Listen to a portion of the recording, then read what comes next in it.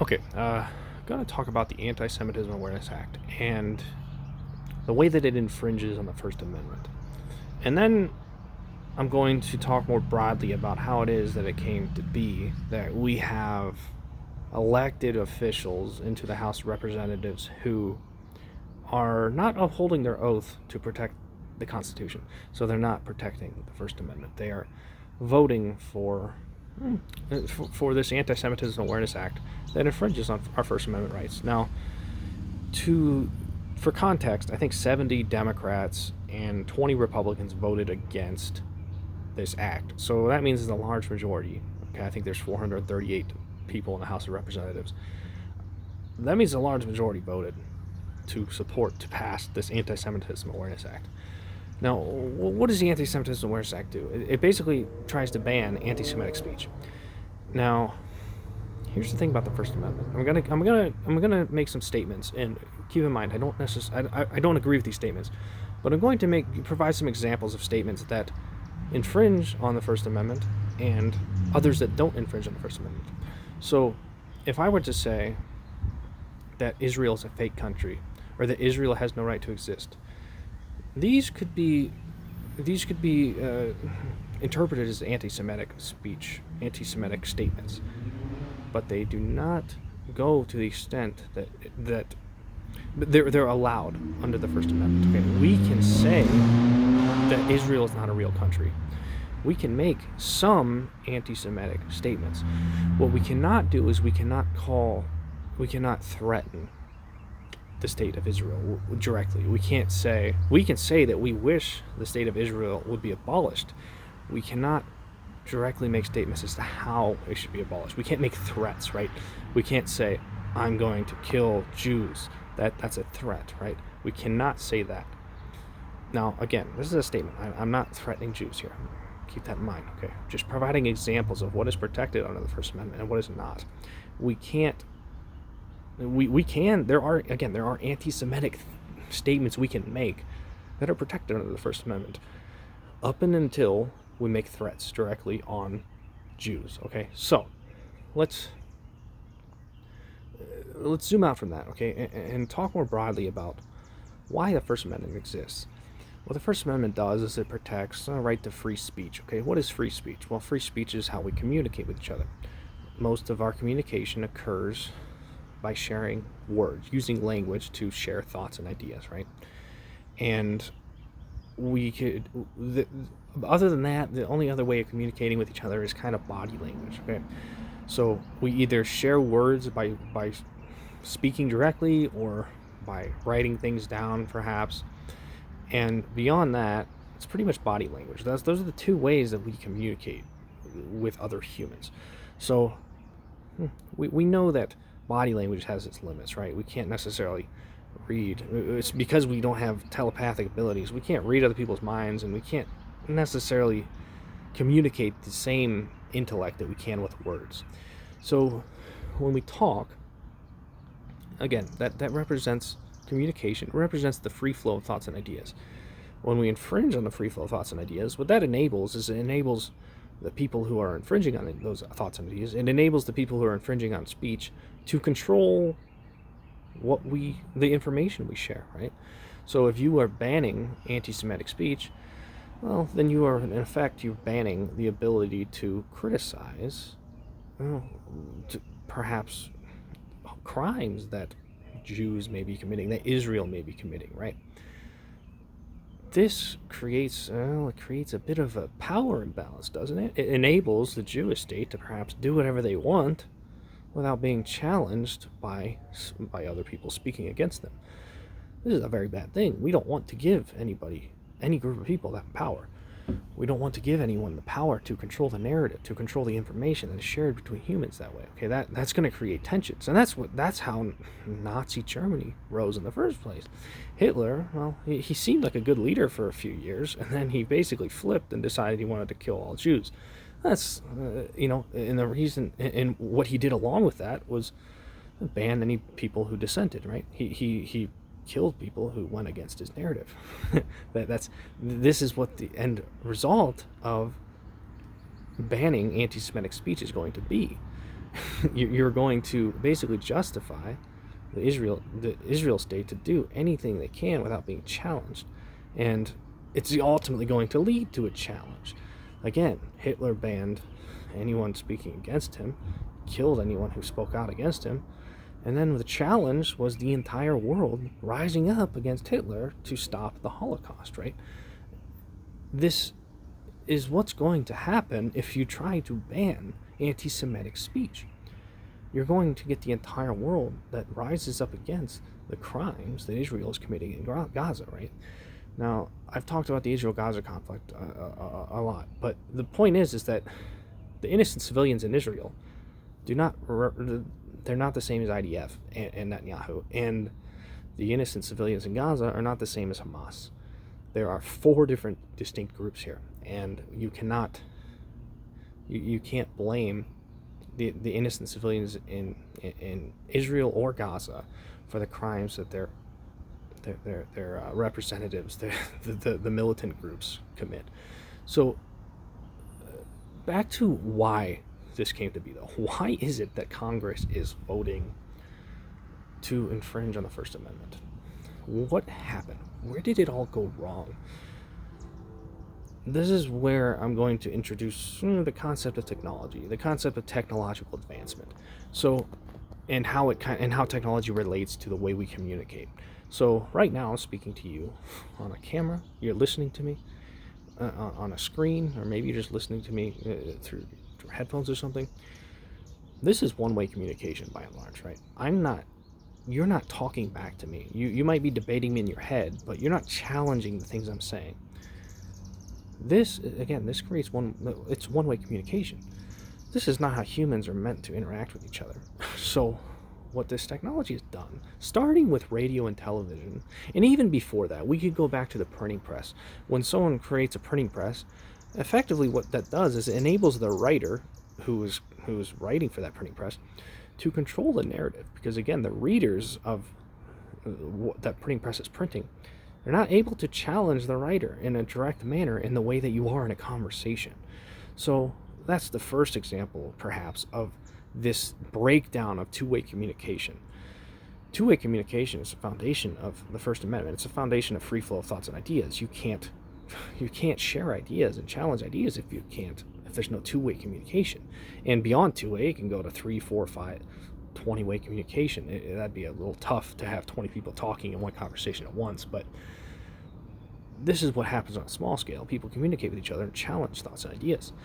So come the printing press, come the radio and television, we get the breakdown of two-way communication in a big way, particularly with radio and television, okay?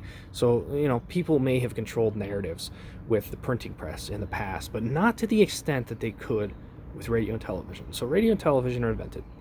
All of a sudden, the radio host, the TV host, the mainstream media, they are speaking at the public. And the public, again, you may be challenging what they say in your head, but by and large, the radio hosts, the mainstream media narratives on radio and television, they're going to win, because you're not challenging, you're not debating directly with that radio host or that television host.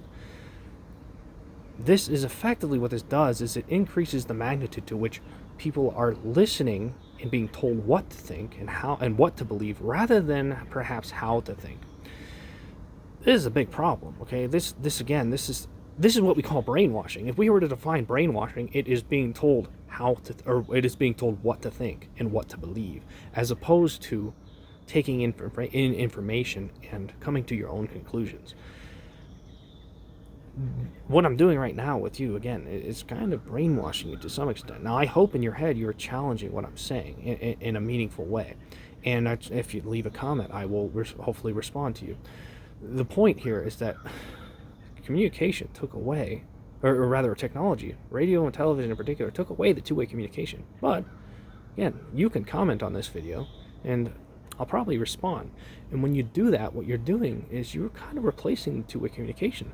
So what that means is social media, okay, beyond just traditional media, which was largely one-way communication, radio and television, social media, with the invention of the internet, has kind of returned the two-way communication to our communication, right? We can now challenge the radio host. We can challenge the television hosts. We can challenge mainstream media by uploading your own videos, perhaps, or by writing a comment, or by creating a video response to somebody. Social media is the solution to the problem that one-way communication technologies created. And we didn't necessarily catch on to that fact. I don't think we caught on to the fact that we were being brainwashed for a good 50 years with on radio and television. We were being told what to believe and what to think. It's not to say that every person who was born in 1960 that just listened to radio and television their whole life was brainwashed. That's not to say they weren't critical thinkers. But on average, you're going to reduce the amount of two-way communication the minute you put radio and television in front of people. You're going to reduce the amount of meaningful debate between humans. This phenomenon is what I believe is the cause of all of these protests in the United States over the Israel-Gaza conflict. The problem here is that we have an older generation of politicians and the people who elected them who were effectively told this narrative, this anti-Nazi Germany narrative, which is a good narrative, right? We don't want another Nazi regime. But they were basically hammered with this narrative so hard for their whole lives that they effectively became so biased towards Israel that they now they can't see the crimes that Israel's committing in Gaza. Now, that's not to say that October 7th wasn't terrible. Okay, we have to separate the innocent civilians of Israel and Gaza from the IDF and from Hamas. We can't lump them all together. So, what the technological shift has created with the invention of social media is we have returned that two-way communication that was largely missing from the invention of radio on up to the invention of the internet.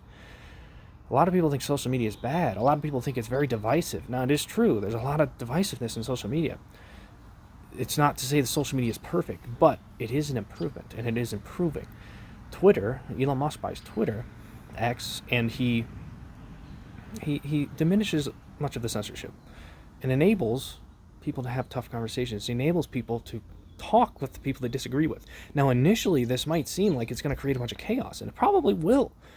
This is the price of removing one-way communication. There's going to be a rebound effect. There's going to be a bunch of radical narratives that when they finally do get to clash, it's going to be chaotic. But if we allow those narratives to continue to move on in a one-way, without two-way communication, the longer you wait, the bigger the clash is going to be. We have to cut this down right now. We have to return the two-way communication as fast as possible. The consequences of not doing so is World War II. The consequences is a Nazi Germany-esque uprising, or an uprising against the Nazi Germany esque movement, right? The two-way communication of social media is going to save in effect, what is brainwashing that has been occurring with all of the one-way communication that we've had. Ideally, not ideally perhaps, but perhaps it would be ideal to get rid of the technology altogether. Get rid of the social media, get rid of the radio and the television. But these things do have benefits. And I think they're necessary to mend the problem of this one-way communication that we have created. We got ourselves into this mess with with technology. We're going to have to use technology to get ourselves out of this mess. These are the growing pains of technology. And in effect, what this means is the First Amendment needs to be protected on whatever medium our communication takes. This is the takeaway of this video here. You cannot take our communication and put it in a manner in which it is only working in one direction. That will create insanity among our population. It will create insanity among humanity. You cannot do it, because if you enable one group of people to control the narratives, you are enabling fascism, authoritarianism. That's how Hitler rose to power, okay? He was an inspirational leader who did a lot for Germany for a time, and then he got a little power hungry, right? And then before long, he's trying to kill an entire race of people, an entire ethnicity, an entire religion. If we enable any group of people in the world to do this, it's going to create a big problem. And yet here we have an older generation of politicians who are voting against the First Amendment. The reason there's so much clash between the older politicians and younger people on these campuses right now is directly because those younger people have grown up with this social media. They've grown up listening to both narratives and being able to challenge them. Hate to break it to you, but what this means is that younger people are better critical thinkers than many older people. And now I don't want to generalize entire groups here. There's plenty of people, young people who can't see the crimes that Israel is committing in Gaza, and they're trying to justify them. And there's plenty of older people who can. Okay, again, I'm not trying to generalize here, but on average, the average older person is has been instilled with these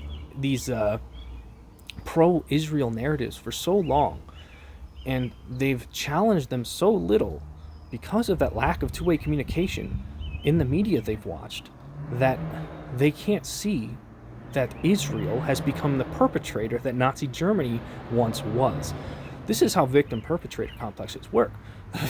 It's in effect, it means hurt people hurt people. So if you're Israel and you're hurt by Nazi Germany, and all of a sudden the whole world comes to your aid, now you create a bunch of protection around this Israel state. And if you combine that with a bunch of one-way communication, you create another perpetrator in Israel. That's what happened.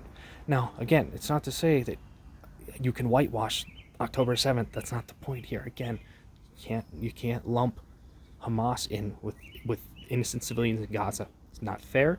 Just like you can't lump in Netanyahu and the IDF with the innocent civilians in Israel. This is the nuance you have to understand. You have to understand that our technology has created problems for humanity. Again, it's created there's growing pains to this technology, and we have to recognize those growing pains for what they are.